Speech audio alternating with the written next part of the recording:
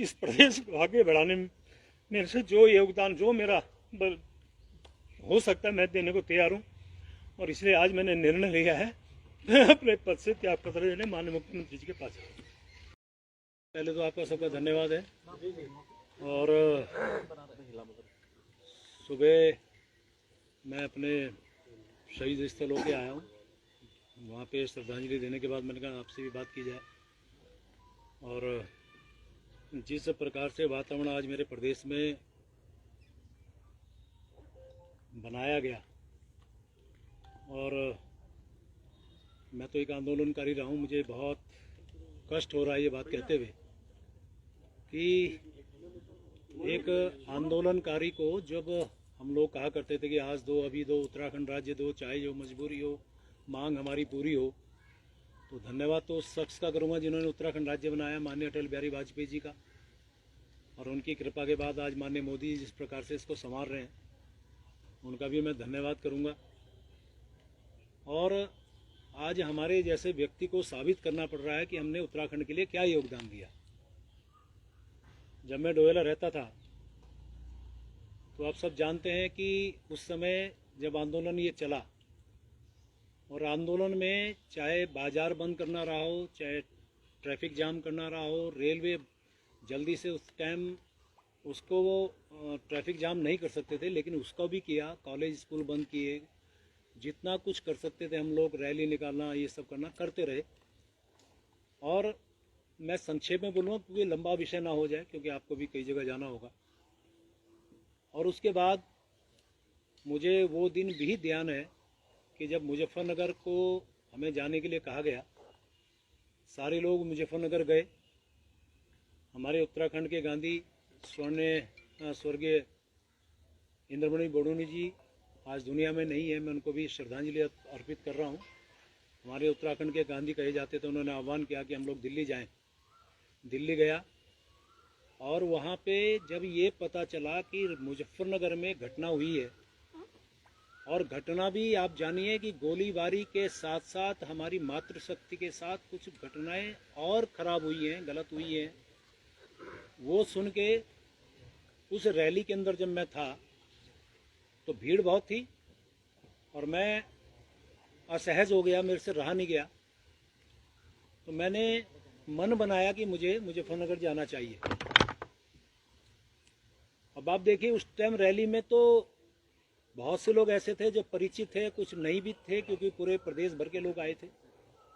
तो मेरे परिचित एक दो मिले, मैंने उनसे कहा भी मुजफ्फरनगर में ये घटना हो गई, चलिए। हालांकि ये बातें मैंने पहले भी एक दो बार आपको शेयर की हैं। तो मुझे आज भी ध्यान है, आपको शायद ये भी जानकारी होगी, मैं वॉलीबॉल का राष्ट्रीय स्तर का खिलाड़ी रहा हूँ। मेरे साथ एक वॉलीबॉल खेलता था यहाँ पे लोकल स्तर पे, डबराल उसका नाम है, IDPL देरा ऋषिकेश का रहने वाला, वो मिला। मैंने उसे कहा, मैंने कहा डबराल, ऐसे डब्बू बोलते हैं प्यार में, मैंने कहा डब्बू ऐसे हो गया और वहाँ चलना है, कैसे जाएंगे? अरे मैंने देखते हैं, तो आए तो हम बस से थे। उसने मना किया, फिर एक दो और लोग मिले, उन्होंने मना किया। आखिर में मैंने निर्णय लिया कि मैं अकेला जाऊंगा।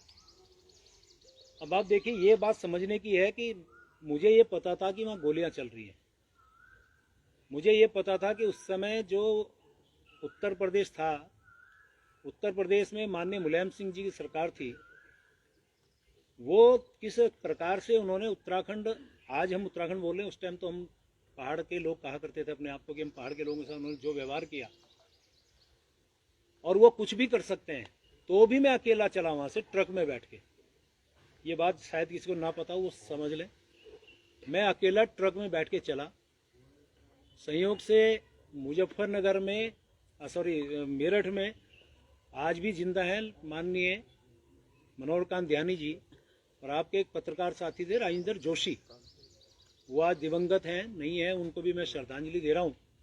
वो एक वैन में कहीं से आ रहे थे, तो मैंने कहा, अभी तुम कहाँ जा रहे हो? ऋषिकेश जा रहे हैं। मैं उतरा, उसमें बैठ गया कि मुजफ्फरनगर चलना है, सारी बातें बताई। वहाँ गए, वहाँ हालात देख के मैं बहुत अंदर से हिल गया। हमारे बहुत सारे लोग पड़े थे घायल अवस्था में। पीछे से एक आवाज़ आती, प्रेम अंकल। मैंने कहा देखा तो पीछे कौन है, तो आज भी वो लड़का जिंदा है, पूछ सकते हैं।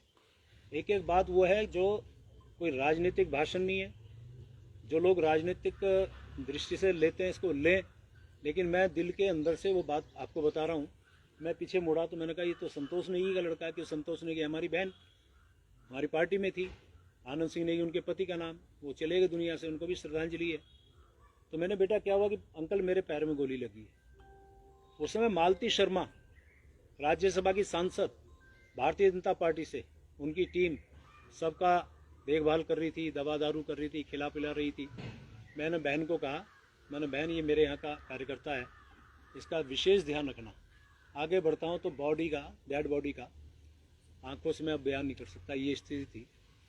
वहाँ से जैसे कैसे हम आए रात को, फिर रायवाला, फिर वहीं नेपाली फार्म उतरा क्योंकि उनको तो ऋषिकेश जाना था, मुझे डोवेला जाना था। वहाँ से जैसे कैसे डोवेला पहुँचा अगले दिन, फिर जो मंजर हुआ वो सबके जानकारी में होगा। ऐसी मैं सिर्फ बहुत संक्षेप में बता रहा हूँ। ये जो मसूरी का घटना हुआ, 6 आंदोलनकारी और एक उमाकांत त्रिपाठी शायद नाम था, उस टाइम सीओ थे, उनकी भी शहादत हुई थी गोलियों से। और मैं जब पता चला तो मैं भारतीय जनता पार्टी में तब से हूँ। मैं तो सब जानते हैं जन्मजात भारतीय जनता पार्टी का हूँ, संघ पृष्ठभूमि का हूँ। तो मोटरसाइकिल में बैठ के मैं पहुंचा था मसूरी, और वहाँ के बाद ये स्थिति आई कि शायद जहाँ तक मुझे ध्यान आ रहा है कि उस समय डीएम थे राकेश बहादुर, शायद वो मुझे बर्दाश्त नहीं कर पा रहे थे, क्योंकि आंदोलनकारी और एक जिसे कहते हैं कि क्या भाषा बोलेंगे, जिसे बहुत तेज उग्र आंदोलनकारी था मैं, और उन लोगों की निगाह में, प्रशासनिक निगाह में हम खटकते थे। सुभाष गुप्ता आपके पत्रकार साथी उस समय अमर उजाला में थे, वो आज भी हैं, ग्राफिकर में पूछ सकते हैं। उन्होंने मुझे कहा भाई साहब आप यहाँ से चले जाएं। मैंने कहा कैसे चला जाऊँ, मेरे यहाँ के लोग मर गए, हमारे यहाँ शहादत हो गई, कैसे चला जाऊँ। उससे बोल रहा था मैं, मुझे अलग से ले गए, क्योंकि उस टाइम हमारे पत्रकार साथियों में जो भाव था हमारे प्रति, वो मैं आभारी हूँ उनका भी। उन्होंने मुझे अलग ले जाकर कहा कि आपको पुलिस एनकाउंटर कर सकती है या फिर आपके खिलाफ एनएसए लगा सकती है, इसलिए आप चले जाइए, मैं आपसे हाथ जोड़ रहा हूँ। हाथ जोड़ रहा हूँ शब्द कहा उन्होंने, अकेले में ले जाके, और कह रहा कि मैं पैर पकड़ सकता हूँ आपके। ये स्थिति है अब आपकी, आपके और राजेंद्र शाह के खिलाफ। राजेंद्र शाह के बाद जो हमारे विधायक थे फिर उनके खिलाफ, आज वो भी नहीं है, उनको भी श्रद्धांजलि दे रहा हूँ, उनको उनके खिलाफ फिर एनएसए लगी थी। फिर वहाँ से मैं गया, खुशहाल सिंह राणा आज भी जिंदा है, उनके यहाँ रुका मैं रात को, पुलिस नीचे घूम रही, मैं उसमें बैठा हूँ। और उसके बाद मैं वहाँ से सुबह सुबह अपनी मोटरसाइकिल से भागा, देखा तो यहीं पे जो आपका कांग्रेस भवन है, यहीं से वो बॉडी मुसरू से आई। तो यहाँ पे लोगों ने जाम लगाया, जैसे कैसे बॉडी को जो हरिद्वार तक अंत्येष्टि उनकी होनी थी उनको भिजवाया।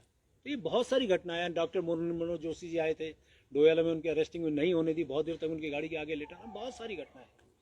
तो मैं ये जो बातें बताई, इसका मतलब सिर्फ इतना है कि जिसने इस आंदोलन, इस उत्तराखंड को बनाने में अहम भूमिका निभाई, लाठियां खाई है। तो मेरे पास आज वो फोटो नहीं है, यदि वो फोटो तो मैं आज आपको दिखाता, कि वो फोटो आप देखते तो पुलिस वाले लठ मार रहे हैं, मैं नीचे पड़ा हूँ, रहे एक हाथ से अपने आप को सेव कर रहा हूँ कि बचा लो। ऐसे मैं उस टाइम लाठियाँ खा रहा था संघर्ष के दौरान। तो आज ऐसे व्यक्ति को सिर्फ इसलिए उसको टारगेट बना जाए तो मुझे बोलने की आवश्यकता नहीं है। और मेरे जैसे एक आंदोलनकारी की बात को जिस प्रकार से तोड़ मरोड़ के पेश किया गया, चलिए मुझे बड़ा दुख है, मैं बहुत आहत हूँ आज कि ऐसी स्थिति में मुझे लगता है कि जिस प्रकार से माननीय धामी साहब मेरे माननीय मुख्यमंत्री हैं, उनके कुशल नेतृत्व में मेरी सरकार बहुत अच्छा काम कर रही है, प्रदेश के सर्वांगीण विकास का काम कर रही है। और माननीय मोदी जी का तो क्या कहना, उनके तो आशीर्वाद से हमारा उत्तराखंड राज्य आज नित दूनी 4 गुनी प्रगति की ओर बढ़ रहा है। किसी भी स्थिति में मैं बात करूं तो माननीय मोदी जी का जो लगाव झुकाव हमारे उत्तराखंड वासियों से है, और मैं हमेशा एक बात करता हूं, उनके दिल में हम बसते हैं और हमारे दिल में वो बसते हैं। तो वो तो हमेशा हमारे इस प्रकार के नेता हैं जिनको 21 देशों से जिनको सर्वोच्च सम्मान मिला हो, उनका प्यार आशीर्वाद हमारे उत्तराखंड को मिल रहा है, मैं उनका भी बहुत धन्यवाद कर रहा हूँ। और इन सब बातों के बाद जो वातावरण मेरे प्रदेश का बनाया गया, मेरी इच्छा है मेरा प्रदेश आगे बढ़े। मैं इस प्रदेश को आगे बढ़ाने में मेरे से जो योगदान, जो मेरा हो सकता है, मैं देने को तैयार हूँ।